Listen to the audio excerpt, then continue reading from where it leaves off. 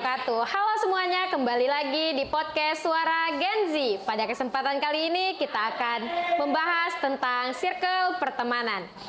Hari ini kita kedatangan tamu yang sangat-sangat spesial. Siapa lagi kalau bukan Ibu Vera Wahyuni yang bakalan menemani saya membahas tentang tema kita pada hari ini. Halo Ibu, Assalamualaikum. Waalaikumsalam. Kabar Ibu gimana nih? Apakah senang, sedih, atau biasa-biasa aja? Alhamdulillah hari ini cukup menyenangkan ya. Alhamdulillah. Perasaan Ibu gimana nih diundang menjadi bintang tamu pada kesempatan kali ini? Oke, sebenarnya kalau ditanya perasaan pasti nervous, nggak mungkin nggak. Namanya kita baru pertama kali, apalagi langsung menghadap ke kamera. Cukup nervous, tapi insya Allah semuanya bakal berjalan baik lah. Oke teman-teman semuanya, Ibu Vera ini juga memiliki peran penting di sekolah kita sebagai tenaga pendidik. Pada kesempatan kali ini kita akan membahas tentang circle pertemanan menurut pandangan Ibu Vera sendiri. Sebelum kita membahas lebih jauh, saya ingin bertanya, apa sih circle pertemanan itu menurut Ibu sendiri? Mungkin boleh diceritakan sedikit? Oke, circle pertemanan. Kita ambil dulu dari circle-nya. Circle sendiri kalau dalam bahasa Inggris itu kan artinya lingkaran. Iya. Namanya lingkaran itu bulat, penuh isinya kan. Untuk circle pertemanan, kalau menurut Ibu, di situ tuh ada lingkungan atau tempat yang isinya orang-orang dengan kepentingan yang sama, dengan minat yang sama, dengan frekuensi yang sama, dan mungkin bahkan dengan nilai yang sama. Oke. Nah, terus cara membangun circle pertemanan yang baik itu gimana menurut Ibu sendiri? Oke, kalau menurut Ibu, untuk membangun circle pertemanan yang baik, yang pertama yang harus kita lakukan yaitu mengenali diri sendiri. Untuk apa mengenali diri sendiri? Ya untuk nyari teman-teman itu tuh kira-kira cocok atau enggak sama kita, kira-kira sefrekuensi enggak sama kita, dan kalau sama mereka kita tuh bisa jadi diri sendiri atau mungkin jadi orang lain. Dan lagi yang kedua, selain harus mengenali diri sendiri, kita juga harus punya kualitas di atas kuantitas. Maksudnya gimana? Kita nggak perlu nih punya teman terlalu banyak, tapi kita cuma teman yang sekedar teman kenal. Tapi kita harus punya teman yang benar-benar teman, yang dimana kalau kita lagi butuh mereka, mereka ada buat kita. Kalau mereka butuh kita, kita ada buat mereka. Yang saling menguntungkan. Iya, bisa dibilang. berarti tidak yang tidak mencari teman yang rugi sama rugi, tidak. Berarti harus saling menguntungkan. Harus saling menguntungkan, harus saling mendukung. Oke, nah kan saya ini juga bisa dikatakan Bu baru memulai pertemanan lah. Pertemanan saya belum terlalu luas, belum terlalu banyak, belum terlalu banyak pengalaman di dalam pertemanan saya. Mungkin Ibu boleh mengasih tips atau mengasih cara gimana sih cara menjaga dalam pertemanan itu harus tetap selalu baik, tetap selalu solid. Gimana? Oke, yang pertama yang harus kita lakukan untuk membangun atau menjaga pertemanan itu tetap solid, yang pertama itu harus punya komunikasi yang baik. Oke. Kalau kita punya komunikasi yang baik antar sesama kita aja, itu bakalan ngebuat pertemanan itu jadi makin kuat, jadi makin erat. Jadi kita tuh nggak ngerasa, oh aku nih temenan sama dia, tapi dia tuh ngerasa aku juga temennya. Bukan cuman kita yang ngerasa dia temen kita, tapi dia juga ngerasa kalau kita tuh temennya. Oke. Mungkin seperti itu. Nah, kalau sekarang ini kan dalam pertemanan itu pasti banyak yang namanya ada yang membawa dampak positif, membawa dampak negatif. Nah, selama Ibu berteman dari Ibu SD pasti punya teman, sampai dengan SMA Ibu lulus menjadi guru sekarang, apa sih dampak positif yang Ibu alami selama berteman selama itu? Dampak positif yang mungkin Ibu rasakan sampai saat ini ya. Yang pertama, kita punya support system lain di luar rumah. Kita punya rumah kedua yang nggak hanya keluarga, tapi kita juga punya teman yang ada selalu di belakang kita. Mau kita sedih, mau kita bahagia, mau kita lagi berduka contohnya, mereka tuh pasti ada untuk kita. Sebagai apa? Sebagai pendukung. Itu dampak positifnya yang bisa kita rasakan. Selain itu, kita juga dapat banyak manfaat dari pertemanan yang baik. Contohnya, kita misal Ibu temenan sama Ainun, Ibu merasa Ibu tuh bisa jadi inspirasi buat Ainun, ataupun Ibu merasa terinspirasi dari kisah-kisah yang Ainun punya. Bisa jadi seperti itu untuk dampak positifnya ya. Berarti dampak positif itu selain orang itu sendiri merasakan, kita juga ikut merasakan. Iya, betul. Nah, tadi kan dampak positif. Biasanya itu setiap teman itu ada yang membawa dampak negatifnya nih. Ada beberapa. Pernah nggak Ibu sendiri mengalami dampak negatif yang teman itu bawa bawa mungkin yang membuat kita merasa kurang nyaman, membuat kita seperti apa gitu. Mungkin boleh Ibu ceritakan? Oke, untuk dampak negatif ya. Ya. Mungkin nggak semua circle yang Ibu masuk itu dampaknya negatif. Beberapa malah banyak yang positifnya, Oke. kayak yang tadi Ibu bilang. Tapi untuk dampak negatif yang pernah Ibu rasakan itu contohnya kayak kita itu temenan udah lama nih contohnya. Tapi saat kita butuh mereka, mereka nggak ada. Iya.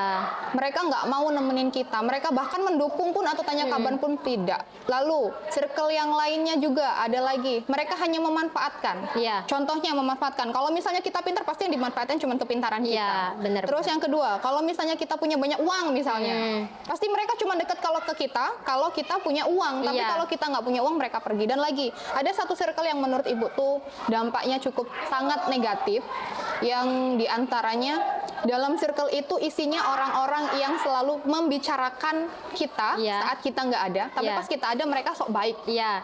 Ada beberapa yang seperti itu. Itu tuh buruk banget buat Ibu Iya. ya.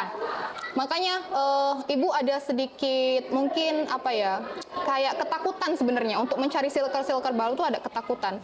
Cuman ya balik lagi ke diri kita sendiri. Kita tuh harus bisa pergi ketemu banyak orang, pergi menemui banyak circle ya untuk itu, untuk cari teman baru, cari pengalaman baru. Nah, kalau misalnya dapat circle yang dampaknya tuh negatif untuk diri kita, ya kita mau nggak mau, suka nggak suka, bisa nggak bisa, harus berani untuk keluar dari circle Iya, itu. betul. Dan itu menurut Ibu termasuk self love. Oke. Nah, dalam kegiatan atau ya kegiatan lah ya, sehari-hari itu pasti memiliki manfaatnya tersendiri ya. Nah, untuk circle pertemanan yang baik ini apa sih manfaatnya ya, menurut Ibu itu? Balik lagi ya ke tadi, kita punya tempat lain selain di rumah. Oke. Dan lagi, kalau circle yang baik, pasti tuh ngajarin kita untuk jadi orang yang lebih bermanfaat lagi. Iya. Yang selalu ngedukung, yang selalu memberikan kita wejangan, Iya. wejangan atau nasihat. Mereka tuh berani ngasih tahu kita tanpa kita minta gitu loh. Oke. Jadi kadang ada orang yang cuman, oh iya kamu bagus, kamu ini, kamu itu. Mereka cuman memuji, Iya. tapi ternyata di belakang mereka menjelek-jelekkan kita. Iya. Dan itu nggak bisa. Kalau mau dapat manfaat yang baik, ya mereka harus apa ya? Kita aja deh, kita harus bisa memposisikan diri kalau kita jadi mereka gimana ya. Kalau nanti kita sedang berduka, ada nggak ya yang mau Iya. datang? Maka dari itu kalau mau dapat manfaatnya, ya tadi kita harus sama-sama mau berkembang, Iya. mau saling menasehati, mau saling menghargai dan menghormati. Oke, berarti manfaatnya sangat banyak sekali ya dalam Banyak pertemanan itu. pastinya. Dan mungkin juga manfaat-manfaat itu membuat kita menjadi termotivasi untuk lebih berbuat baik lah ya.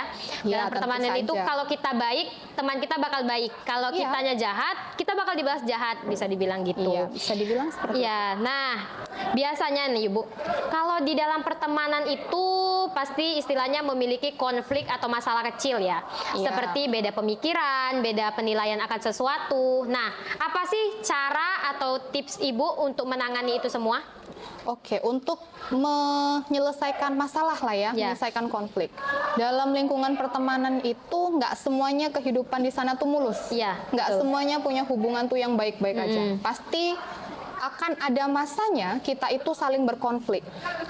Lalu gimana cara untuk mengatasinya? Yang pertama, yang harus kita lakukan, kita sadari dulu. Kalau kita ini punya ego yang sama-sama tinggi, kita turunkan masing-masing Iya, ego betul. itu.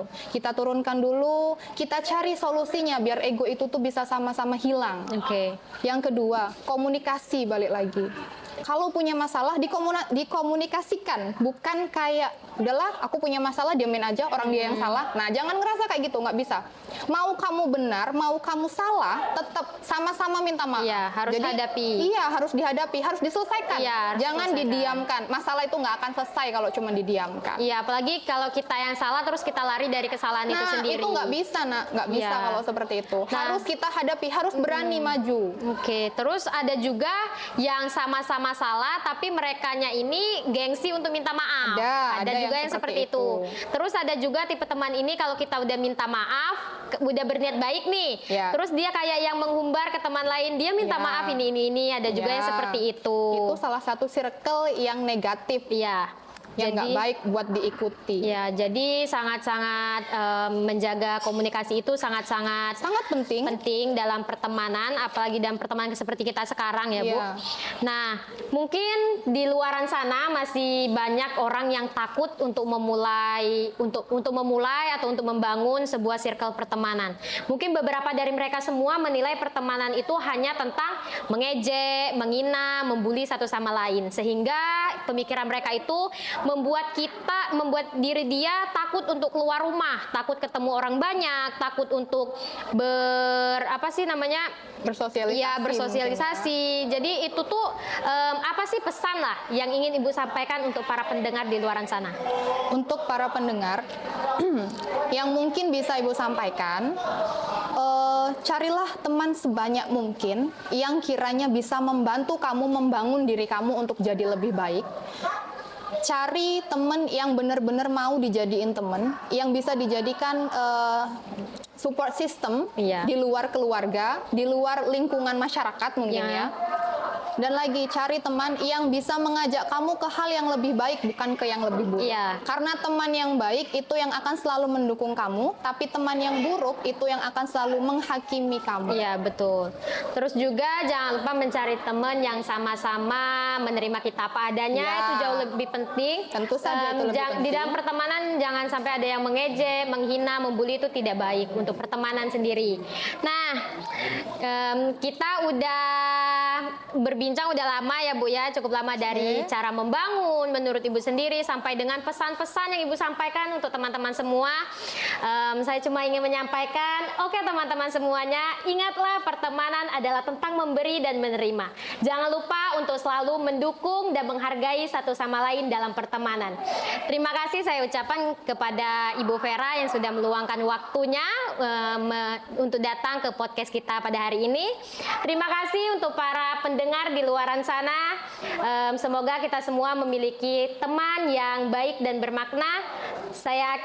Jangan lupa like, comment, and subscribe. Saya akhiri. Wassalamualaikum warahmatullahi wabarakatuh. Waalaikumsalam warahmatullahi wabarakatuh.